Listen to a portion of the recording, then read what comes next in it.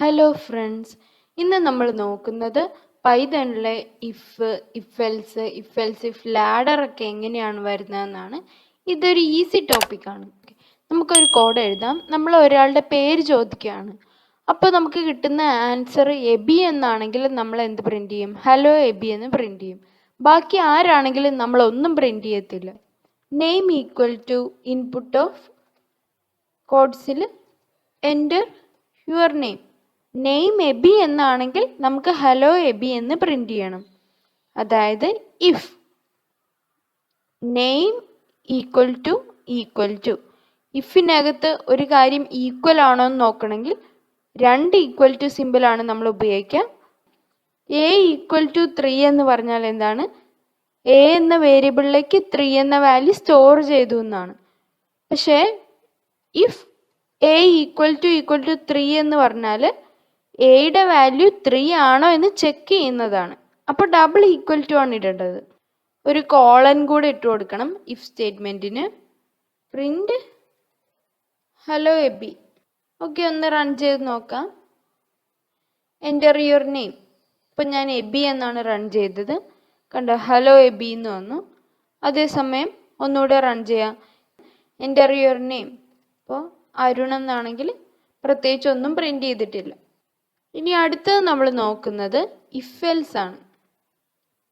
പേര് എബി എന്നാണെങ്കിൽ ഹലോ എബി എന്ന് പ്രിന്റ് ചെയ്യണം. ബാക്കി ആരുടെ പേര് കിട്ടിയാലും എന്ത് പ്രിന്റ് ചെയ്യാം? വേറെ എന്തെങ്കിലും. ഉദാഹരണത്തിന് യു ആർ നോട്ട് എബി എന്ന് പറഞ്ഞ് പ്രിന്റ് ചെയ്യാം. ഇതുപോലെ തന്നെ പേര് ചോദിക്കാം. പേര് എബി എന്നാണ് കിട്ടുന്നതെങ്കിൽ ഹലോ എബി എന്ന് നമുക്ക് പ്രിന്റ് ചെയ്യാം.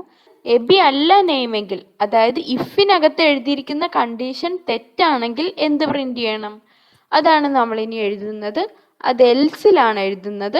നമ്മളിവിടെ പ്രത്യേകം ശ്രദ്ധിക്കേണ്ട കാര്യം, ഇങ്ങനെ എൽസ് എന്ന് എഴുതി വെച്ചാൽ പോരാ, ഇഫിൻ്റെ നേരെ താഴെ തന്നെ വേണം അതിൻ്റെ എൽസ് എഴുതാനായിട്ട്.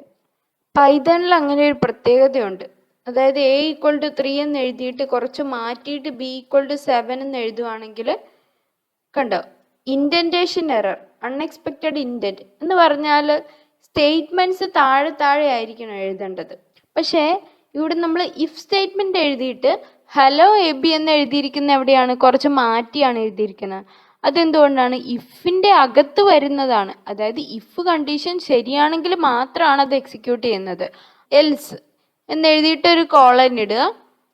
എന്നിട്ട് എന്ത് ചെയ്യുക? Print you are not Abi, where is Abi. ഒന്ന് റൺ ചെയ്ത് നോക്കാം. Enter your name. എബി ആണെങ്കിൽ ഹലോ എബി എന്ന് കിട്ടും. അതേസമയം എൻ്റർ യുവർ നെയിം മീനു. ഇപ്പോൾ you are not Abi, where is Abi. അപ്പോൾ നമുക്ക് ഇഫ് എൽസിൻ്റെ ഒരു കോഡ് കൂടി നോക്കാം. അപ്പോൾ ചെയ്യേണ്ടത് ഇതാണ്. നമ്മൾ ഒരാളോട് അയാളുടെ ഹൈറ്റ് ചോദിക്കുകയാണ്. ഹൈറ്റ് 165 സെൻറ്റിമീറ്ററിനേക്കാൾ കുറവോ അതോ 165 സെൻറ്റിമീറ്റർ ആണെങ്കിൽ നമ്മൾ അയാളോട് ഉപദേശിക്കുകയാണ് കുറച്ച് ഹോർലിക്സ് ഒക്കെ കുടിക്കണം. അപ്പോൾ എന്താണ്? കുറച്ച് പൊക്കം വയ്ക്കും. അതേസമയം 165 സെൻറ്റിമീറ്ററിൻ്റെ മുകളിലാണെങ്കിൽ നമ്മൾ അയാളോട് ഉപദേശിക്കുകയാണ് ഇനി ഹോർലിക്സ് കുടിക്കണ്ട, സ്റ്റോപ്പ് ചെയ്യണം. ഓക്കെ, അപ്പോൾ ഇതാണ് നമ്മുടെ പ്രോഗ്രാം. അപ്പം നമ്മൾ എന്താ ചെയ്യണത്? അങ്ങനെ ഹൈറ്റ് കിട്ടി. ഹൈറ്റ് എന്താണ്? Less than or equal to 165. Less than or equal to നമ്മൾ എഴുതുന്നത് എങ്ങനെയാണ്? ലെസ് ദാൻ എന്ന് ഇങ്ങനെയാണ് എഴുതുന്നത്. Less than or equal to എന്ന് ഇങ്ങനെയാണ് എഴുതുന്നത്. അതായത് ഒരു ലെസ് ദാൻ സിമ്പിളും ഈക്വൽ ടു സിമ്പിളും. If height less than or equal to 165. ഇനി എൽസ് എവിടെ എഴുതേണ്ടത്? ഇഫിൻ്റെ നേരെ താഴെ തന്നെ വേണം എൽസ് എഴുതാനായിട്ട്. Else don't drink Horlicks. Run ചെയ്ത് നോക്കാം. എൻ്റെ ഹൈറ്റ് 185 ആണെങ്കിൽ എന്താ പറയുക? Don't drink Horlicks. അതല്ല 165നേക്കാളും കുറവ്, അതായത് ഇപ്പോൾ 145 ആണെങ്കിലോ ഡ്രിങ്ക് ഹോർലിക്സ്. ഇനി 165 തന്നെ എൻ്റർ ചെയ്ത് എന്തായിരിക്കും കിട്ടുന്നത്? അപ്പോൾ ഡ്രിങ്ക് ഹോർലിക്സ് എന്ന് തന്നെയാണ് വരിക. അടുത്തത് നമ്മൾ നോക്കുന്നത് ഇഫ് എൽസ് ഇഫ് ലാഡർ ആണ്. ഇഫ് എൽസ് ഇഫ് അങ്ങനെയാണ് സാധാരണ പ്രോഗ്രാമിംഗ് ലാംഗ്വേജിൽ എഴുതാറ്. പക്ഷേ ഈ ഇഫ് എൽസ് ഇഫിനെ ഒരുമിച്ച് എഴുതി ഇഫ് എലിഫ് അങ്ങനെയാണ് പൈതണിൽ എഴുതുന്നത്. നമ്മളൊരു കുട്ടീനോട് ഇന്നത്തെ ദിവസം ഏതാണ്, സൺഡേ ആണോ മൺഡേ ആണോ എന്നൊക്കെ ചോദിക്കുകയാണ്. അപ്പോൾ ഇന്ന് സൺഡേ ആണെങ്കിൽ നമ്മൾ പറയുകയാണ് എങ്കിൽ നമുക്കൊരു സിനിമയ്ക്ക് പോവാം. അതല്ല സാറ്റർഡേ ആണെന്ന് പറയുകയാണെങ്കിൽ നമ്മൾ റിപ്ലൈ കൊടുക്കുകയാണ് ഇന്നിപ്പോൾ അവധി ദിവസമാണല്ലോ, അപ്പോൾ റൂമൊക്കെ ക്ലീൻ യുവർ റൂംസ്.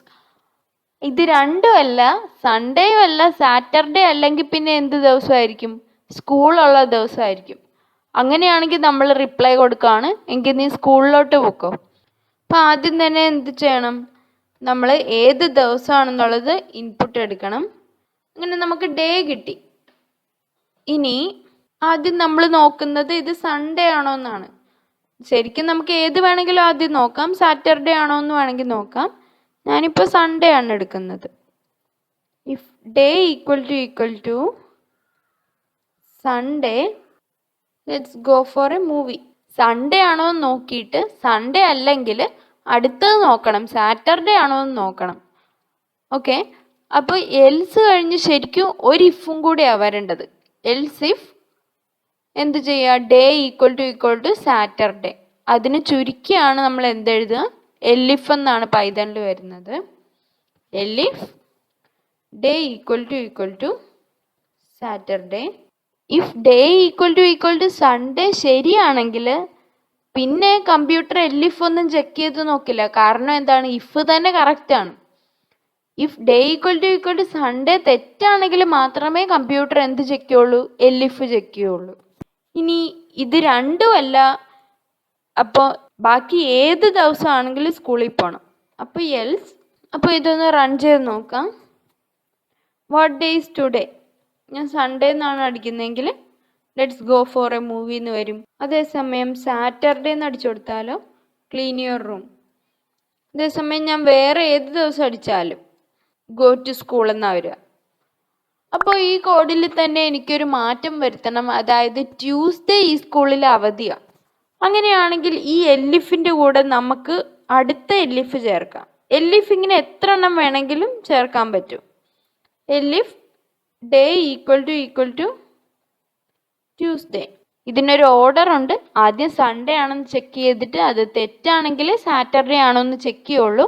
അതും തെറ്റാണെങ്കിൽ ട്യൂസ്ഡേ ആണോ എന്ന് ചെക്ക് ചെയ്യുള്ളൂ.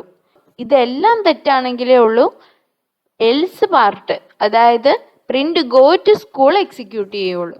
ട്യൂസ്ഡേ കൊടുത്തു നോക്കാം. ഇനി നമ്മൾ നോക്കുന്നത് നെസ്റ്റഡ് ഇഫാണ്. ഒരു ഇഫിനകത്ത് തന്നെ വേറൊരു ഇഫും എൽസും എഴുതുന്നു. അതല്ലെങ്കിൽ ഒരു എൽസിനകത്ത് തന്നെ വേറൊരു ഇഫും എൽസും എഴുതുന്നു. ഇങ്ങനെയുള്ളതിനെയൊക്കെയാണ് നെസ്റ്റഡ് ഇഫ് എന്ന് പറയുന്നത്. ഇപ്പം നമ്മളൊരു കട നടത്തുകയാണെന്ന് വിചാരിക്കാം.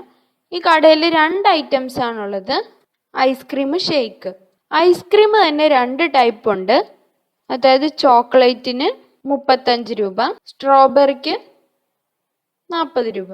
ഇനി ഷേക്ക് തന്നെ 2 തരത്തിലുണ്ട്. ചോക്ലേറ്റ് ഷേക്കിന് 60 രൂപ, അതുപോലെ സ്ട്രോബെറി ഷേക്കിന് 65 രൂപ. നമ്മൾ ചെയ്യേണ്ടത്, ഒരു കസ്റ്റമർ വരുമ്പോൾ നമ്മൾ ആദ്യം ചോദിക്കുന്നത് ഐസ്ക്രീം വേണോ ഷേക്ക് വേണോ എന്നാണ്.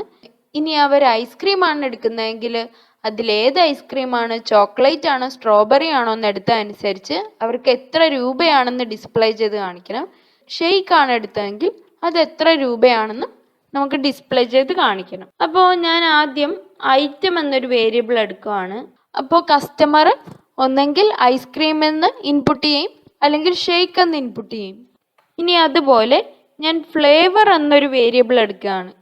എന്നിട്ട് ചോദിക്കുകയാണ് ചോക്ലേറ്റ് ആണോ വേണ്ടത് ഓർ സ്ട്രോബെറി ആണോ വേണ്ടത്. ഐറ്റം ഈക്വൽ ടു ഐസ്ക്രീം, അതായത് ഐസ്ക്രീം ആണ് ഇയാൾക്ക് വേണ്ടതെങ്കിൽ അപ്പോൾ അടുത്തത് നോക്കേണ്ടത് എന്താണ്? ചോക്ലേറ്റ് ഐസ്ക്രീം ആണോ സ്ട്രോബെറി ഐസ്ക്രീം ആണോ.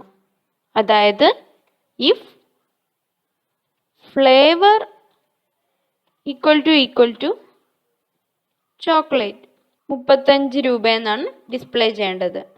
ഇനി ഒരാൾ ഐസ്ക്രീം എടുത്തു, പക്ഷെ ചോക്ലേറ്റ് ഫ്ലേവർ അല്ല, സ്ട്രോബെറി ആണ്. അങ്ങനെയാണെങ്കിൽ എന്ത് പ്രിന്റ് ചെയ്യണം? 40 രൂപയെന്ന്. അത് എവിടെ എഴുതാം? എൽസിൽ എഴുതാം. ഇനി ഐറ്റം ഐസ്ക്രീം അല്ല, ചോക്ലേറ്റ് ആണ്. അങ്ങനെയാണെങ്കിൽ എന്താ പറ്റുക? If item equal to ice cream എന്നുള്ളത് തെറ്റാണ്.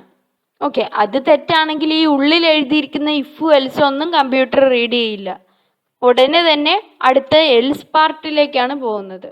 ചോക്ലേറ്റ് ഷേക്ക് ആണോ സ്ട്രോബെറി ആണോ? അപ്പോൾ ഈ ഫ്ലേവർ ഈക്വൽ ടു ചോക്ലേറ്റ് 60 രൂപ. ഷെയ്ക്ക് ആണ് എടുത്തത്, പക്ഷേ ഫ്ലേവർ ചോക്ലേറ്റ് അല്ല. അപ്പോൾ എന്തായിരിക്കും? 65 രൂപ. ഇനി ഇതൊന്ന് റൺ ചെയ്ത് നോക്കാം. ഇവിടെ ഒരു കോളൻ ഇട്ടിട്ടുണ്ടായിരുന്നു, അതാണ് എറർ കാണിക്കുന്നത്. പ്രിന്റ് സ്റ്റേറ്റ്മെന്റിനൊന്നും കോളൻ ഇടേണ്ട ആവശ്യമില്ല. Ice cream or shake. അപ്പോൾ ഞാൻ ഷേക്ക് ആണ് എൻ്റർ ചെയ്യുക. ചോക്ലേറ്റ് ആണോ സ്ട്രോബെറി ആണോ? അപ്പം ഞാൻ ചോക്ലേറ്റ് ആണ് എടുക്കുകയെങ്കിൽ 60 രൂപ, നമ്മൾ പറഞ്ഞ പോലെ തന്നെ.